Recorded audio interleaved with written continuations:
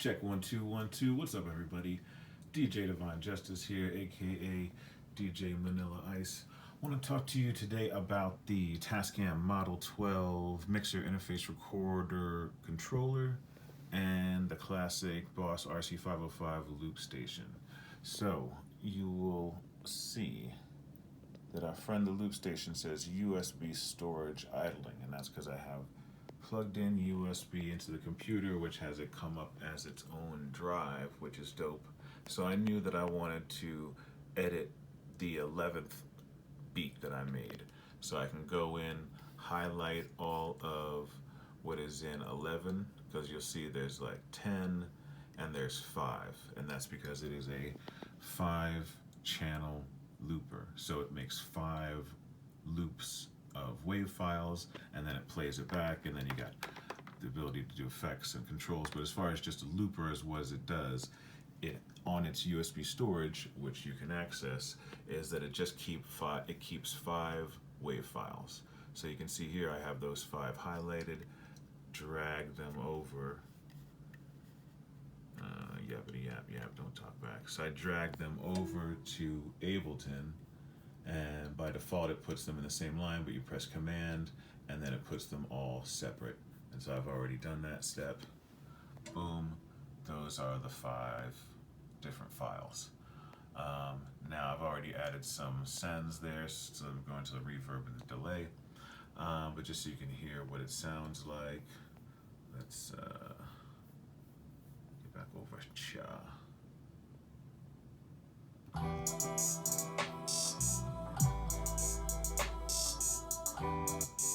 Simple drums, little bass.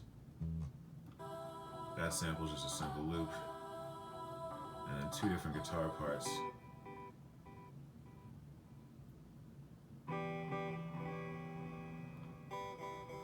And then this one, I went in, and because I had played it 4 times, it was kind of clashing with the other ones. So I just went in, clip, gain, and you can see I use these to have, so you're not hearing either one of these parts.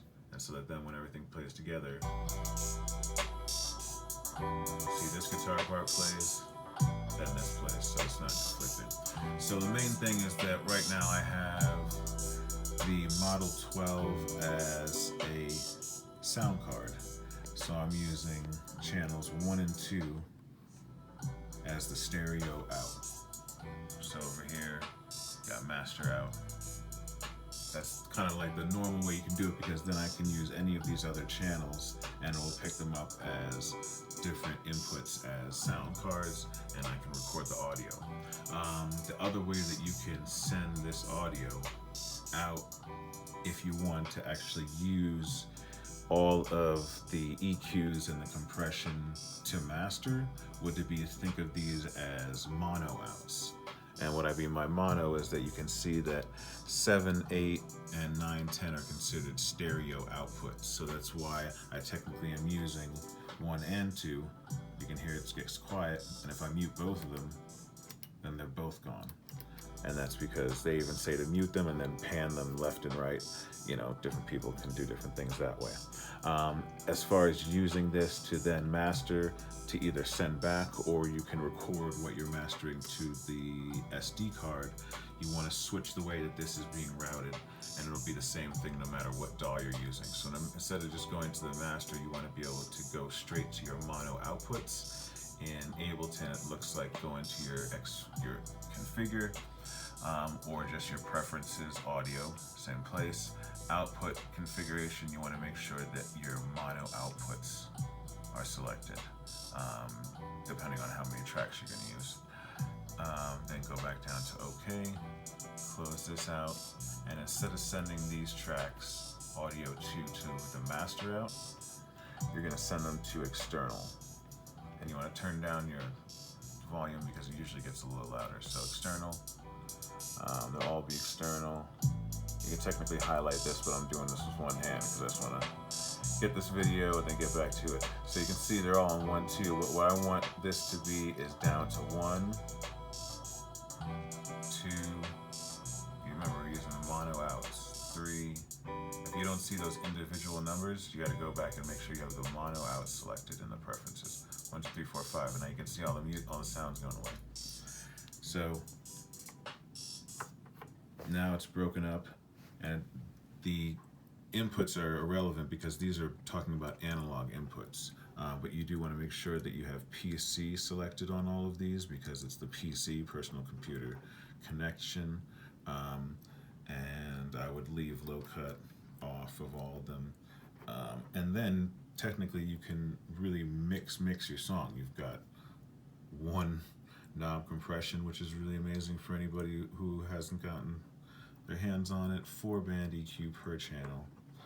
Then you can send, and technically I'll make another video, but usually how I use it is to record instruments into this and then use my sends to send it to the RC. Instead of having to plug different things in, I just have one, and then I use this as the main interface of audio going into the looper.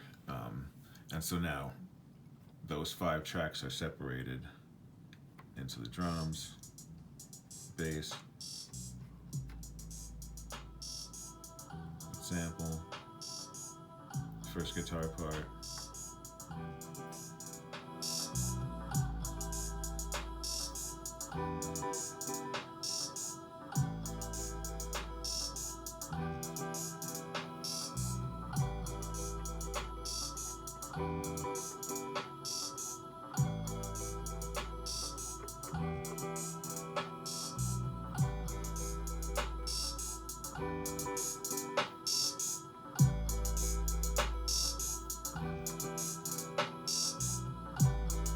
there's just something different about being able to just immediately kind of tweak where you think something should be.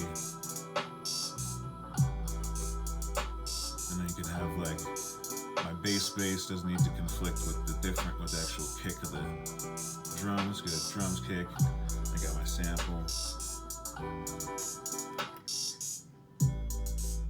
Can immediately pull things out. So anyway, just wanted to show that there's a couple of different ways that then you can, and so you can really use the analog warm functionality of the Model 12 just from taking loops, throwing it in your DAW, and just routing it a certain way. Then you can decide how you want to use it to produce and perform. So it's just an all-around amazing mixture. So this has been DJ Divine Justice signing off. Hope you guys found something interesting. Like and subscribe and all that cool stuff, and I'll check you on the next one.